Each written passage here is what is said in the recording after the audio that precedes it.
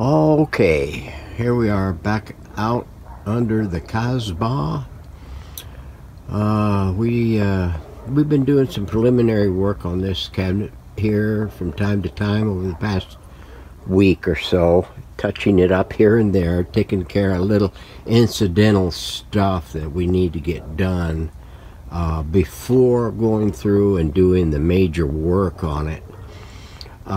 If you remember on the intro video, we covered a little bit of up here. I done stripped that off and this side off and re-glued some of, which one side was it? This side over here. That was delaminating quite a bit, and we got it all squeezed back up and reformed. We got in here with a Dremel tool and touched it up in here. We got to do a little bit more fine work on this up in here because this is where the speaker is going to be, and it's going to have to look presentable. And we're doing some re-gluing in there on the laminate that's coming loose at the edge back there also, and on this side here was still pretty good. We got some relam on this trim piece here, and on this trim piece here we still got some fill that we got to take care of in there before we do the relamination of this and the touch up of that little sliver there and get that all set back. There's some flexing right there that has gone on that I don't know if we're going to be able to get that tortured back into position.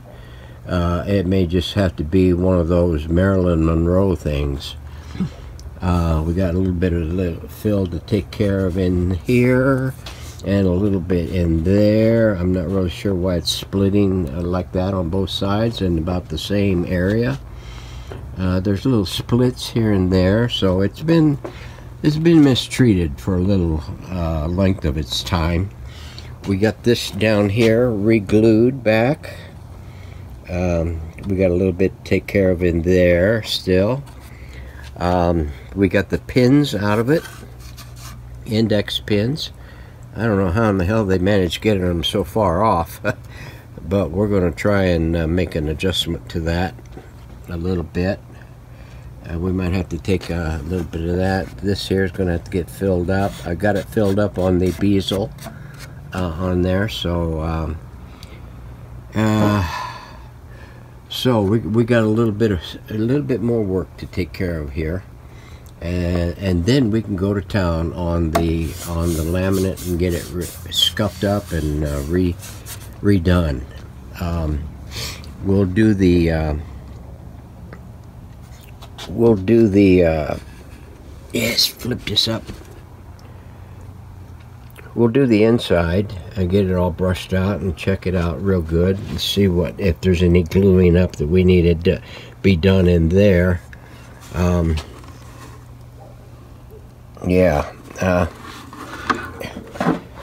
We got a little bit of stuff there to take care of. We got this part here re-glued on both sides. Let's see if I can get over here. Nah, well, trust me, I'm a lawyer. So anyway, we're going to get this thing here all wound up, hopefully today sometime. Well, not wound up in the set of getting it ready for refinishing, but getting it ready for sanding and stuff, and getting the final stages done on it so we can start doing the refinishing of it. These are great things to have if you can get them for your Dremel. These will chew steel.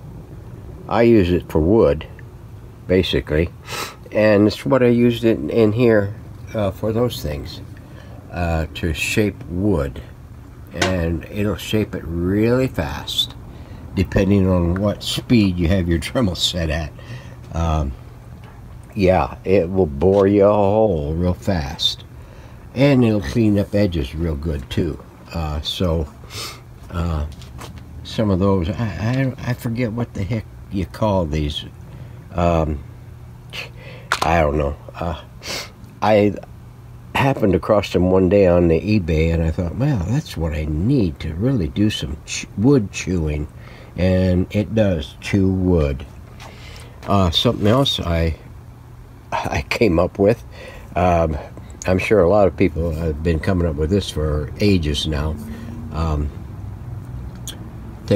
took me a stir stick for a paint stir, cut it in half, and took this half and glued a 120 grit sandpaper to it on the edge, and I use it to reach in and do a lot of the areas that it's hard to get into with a block and stuff. And that works really good. I've also used it on dowels and stuff. Put a sheet of sandpaper, wrap it around a dowel, and use it for rounded edges like that. So now we'll move inside and I'll show you what we got on the chassis. Alright, back in the dungeon. What is today? Today is Wednesday. It's about noon almost.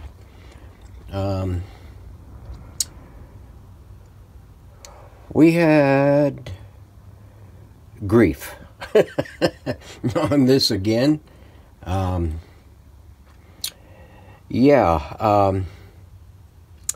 I went to check it out and everything after the last video, and got all the other stuff mounted up on the thing. We'll turn it over and let you take a look at that in a moment. But what I wanted to cover first was the problem I created with myself, for myself, with myself, and the crap that happened. I got nothing out of this thing. It was dumb as a post. Again, in the dumbest of posts that I've been doing lately. Let me see if I can do this without shaking up the planet. First off, I started to do an alignment on the thing, and I got the IFs dialed in and everything, and they were good and strong. But I couldn't get nothing else. I couldn't get nothing on the police band. Well, when I say nothing, I couldn't get a tone off anything on the police band and anything on the shortwave band. Nothing. I dial it to 10 meg. Go to 10 meg, nothing. Go to 11 meg, nothing. Go 9 meg, nothing. Go across the entire band, nothing. 15, nothing. Same way goes for the lower frequencies on the police band. Well, I bounced around it for about a day, tinkering here, tinkering there. Couldn't come up with it. So finally,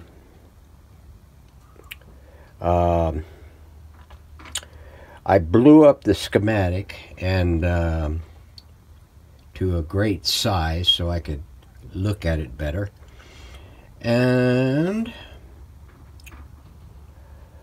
I started tracing. Good old hunt and peck. So what I found was right here on the AA tube,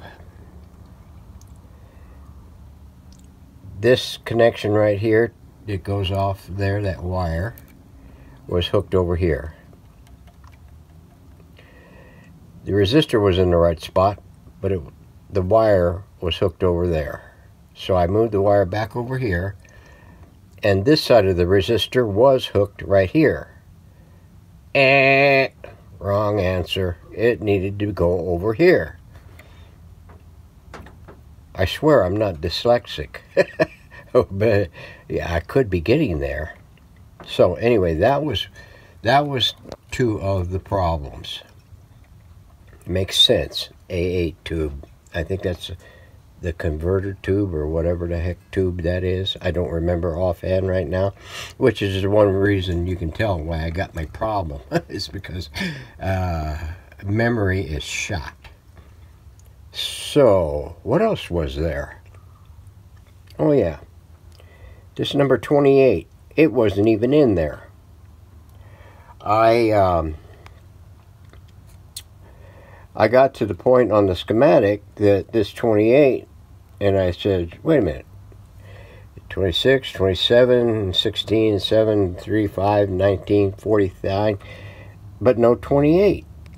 And I know darn good and well I encountered it before. Well, if you remember back in the first initial startup of this thing, there was a white capacitor in here. It was kind of like a, well, it was white. And I never put it back in for some reason.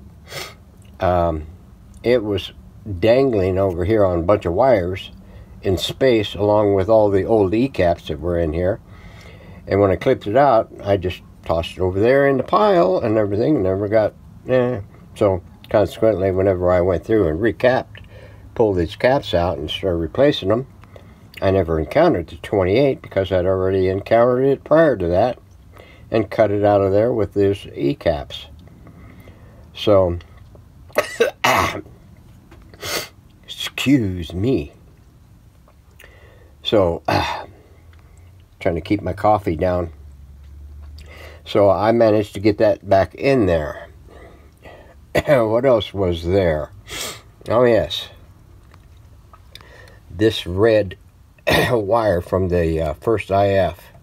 Is that the first? Yeah, that's the first IF. I had it over here on pin 3 of the RF tube, K7. And this one here, this wire here that goes to the coil right there, the oscillator coil, well, it wasn't even connected. I completely missed it. It was laying in here and I just blew by it and never even considered it.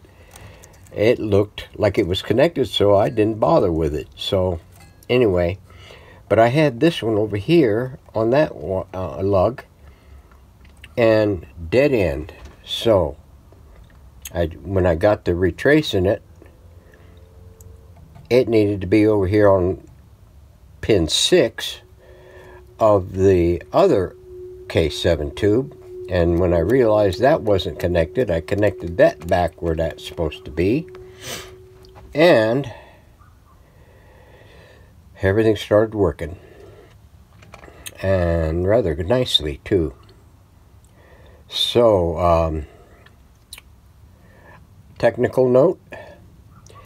In this particular chassis and in other Silvertones, I've noticed not just the Sears Silvertones, but you might encounter on other ones, especially that use the octal tubes, like the A8s, K7s, K-Sera. There is no pin 6 on those tubes. So they utilize the lug on pin 6 as a tie point. And if you notice here, there's a lot of ties on that one right now. And it comes over here and it ties to that lug there on this terminal strip. That's a tie point.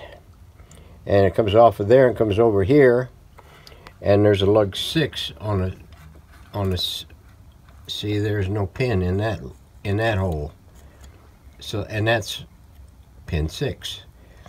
So they're using pin 6 on all these tubes as a tie point, which involves a lot of tracing.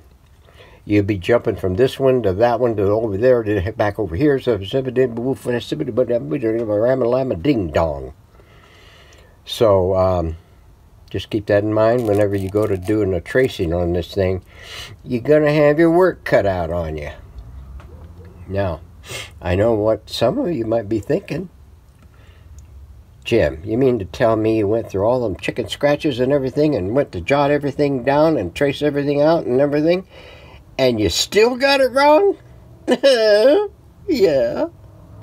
Yeah, I did. But it's working now. Yeah. And it only took me a couple of days to figure that out, or at least realize it and get it corrected. So now let me turn this thing over and we'll give you a look at the top side. Okay, there we go. All the tubes and shields are on and everything. Now I made a test of my tubes. In the process of tracing all the circuits to make sure everything was okay, I did a tube check. 2 tubes were really weak. This V6 tube, I got a K6 in there now. I think it's a K6 in there now. It's massive. It's not like this one. And one of the K7s was really bad. I mean, in the red zone. So we got rid of that one, and we got them replaced. So now the this eye tube, it's not what I'd like to see in here. It works so well, it needs a better tube, so I got one on order. I usually have one as a backup, but I used it on the last unit that went out of here that had an eye tube in it. So consequently, I got behind the 8 ball on that. So, but I got one ordered. It's coming out of where? Either Texas or California. I can't remember which. For the way my memory is going, it could be New York City. So anyway, we had the dial up on here. I got my alignment complete on this thing, including the IF settings. So everything is fully functional. I pulled the dial off to get it cleaned up the rest of the way so I could get it protected so it wouldn't tarnish anymore. So let's move over here.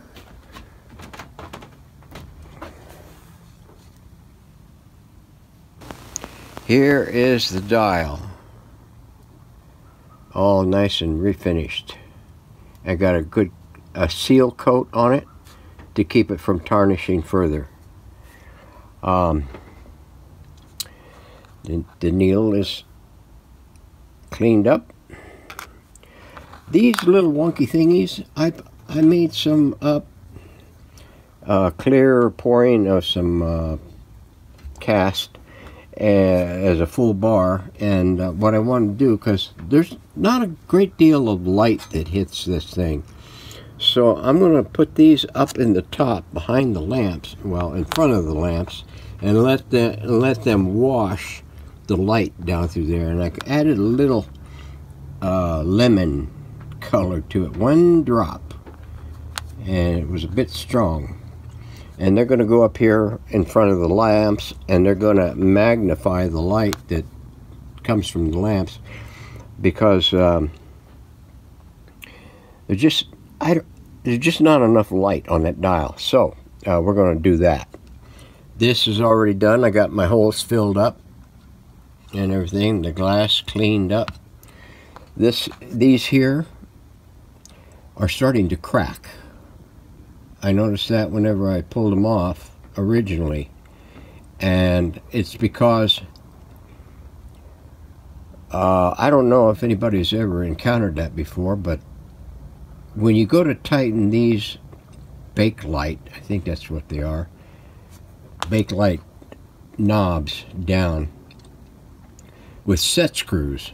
Now, I haven't noticed it so much on ones that have a spring clip in it, but the ones with these set screws, they don't tighten up very good, on the shaft, especially a D shaft, like the shafts on this radio.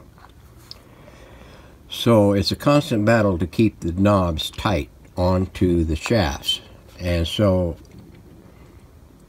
the reason why they're cracking like that is because you're having to torque down the set screw so tight that it starts to crack the bakelite.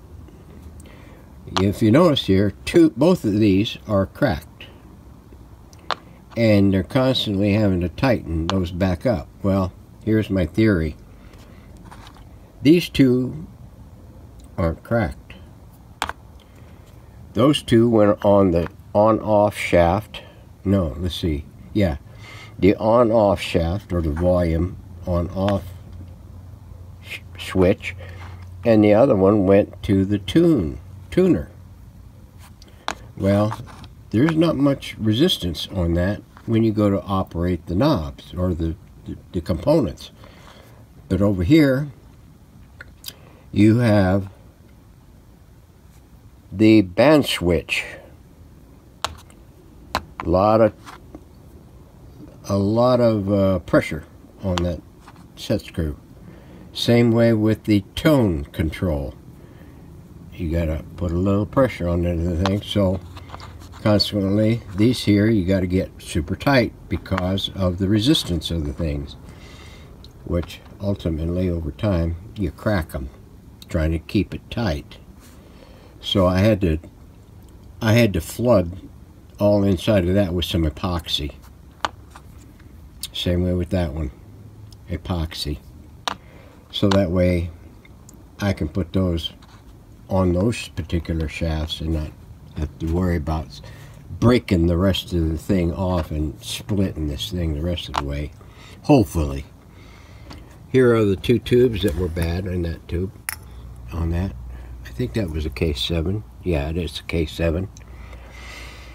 What else is there? I guess that's about it. I done talked you to death now. So, it's back to the it's down to the cabinet now. And then we'll give you a sneak peek at the thing later on whenever it's ready to go. So, thanks for watching. Sorry it took so long. We'll see you on the next video.